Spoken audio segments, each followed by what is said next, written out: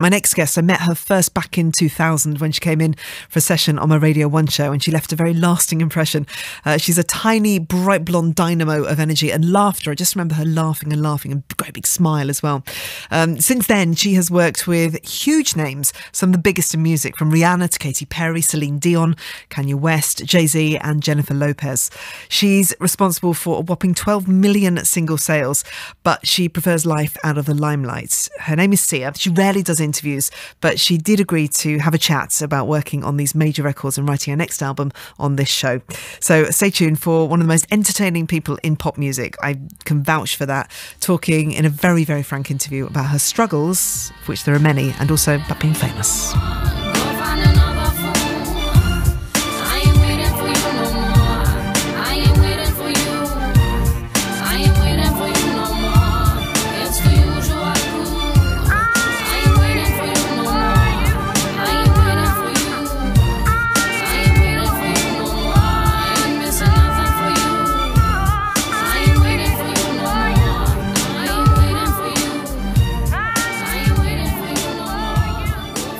It's Radio 2, and we've been singing her praises for quite a long time now on my show since I've been here, and it's high time that we got her in to have a chat, and her name is Sia, and she's on the other end of the phone right now. How are you?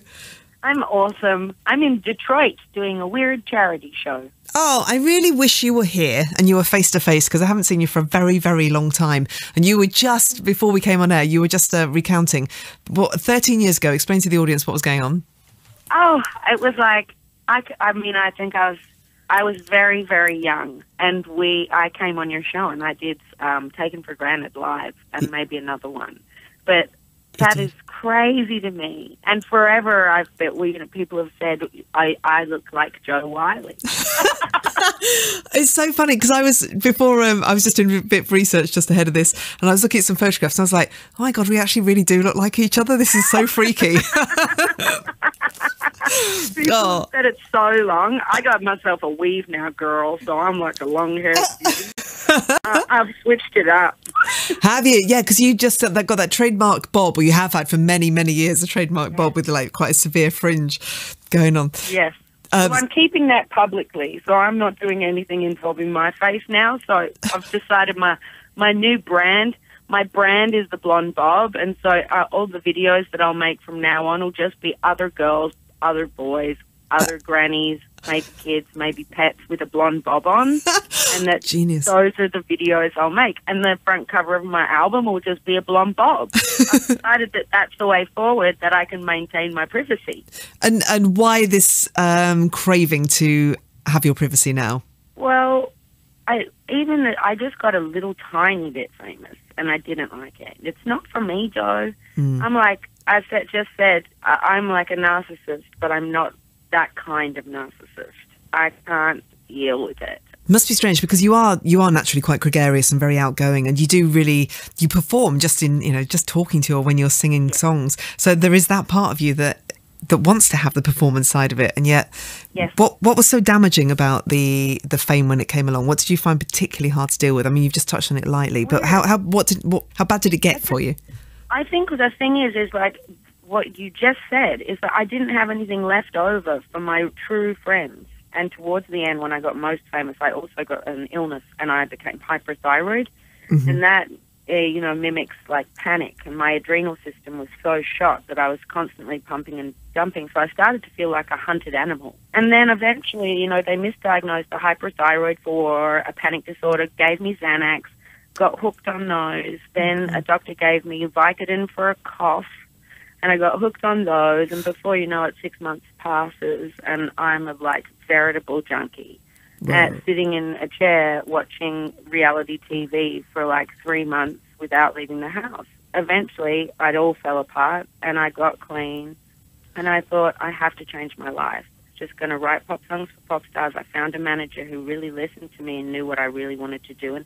And one of the first things he set me up with was going in with 10 David Guetta tracks. And I wrote Titanium. They said they needed a song for Alicia Keys and David Guetta. So I wrote Titanium for Alicia Keys. She decided she didn't want to do it, or something happened. And so then they got Mary J. Blige to do it. But for some reason, he took her vocal off and put my vocal back on. Wow. And it was my demo vocal, but he never asked my permission. You know, my dream was to retire into, you know, oblivion, just disappear. And I found out on Twitter that I was on David Guetta record, and at the time I was super bummed. I was just like, this was not my plan. And I was actually really, really upset about it. But as it got more and more successful... So it wasn't quite so bad after all. Less upset somehow. And then the same thing happened suddenly, you know, but I'm like, okay, but I'm not going to do any videos. I'm never singing it live, and I'm not doing promotion for it. So that was what you can keep it on the record. I'm not going to make a fuss, but those are my, those are my limits. Now I changed my mind. I decided, sure, I'll make an album. And so we wrote up a contract ourselves, and we gave it to them. And eventually, you know, we just kept saying no, because my contract said no promo, no touring. And the reason I'm talking to you and why I talked to Zane earlier is actually because I wanted to. Thank you. I wanted to say hello. No, I genuinely meant that. I really wish you were here, because I just have such fond memories of times that I've spent with you, like, as you say, donkeys years ago. And you were such fun, always such fun to be around. So it is really lovely just to talk to you on the phone. It's just like talking to a friend. So thank you. I feel the same way. It's really nice because, you know, the beauty of having this contractual agreement that I don't have to is I say, sure, send me through requests. Because then I get to, you know, really choose from the people who really made me feel good and were supportive and funny and nice. And, you know, it's like catching up with old friends. And I feel lucky because along the way I have made a lot of interesting and good buddies. Okay, let's take a break just for a second, and we'll play your massive hit with David Guetta. This on Radio 2 is Titanium.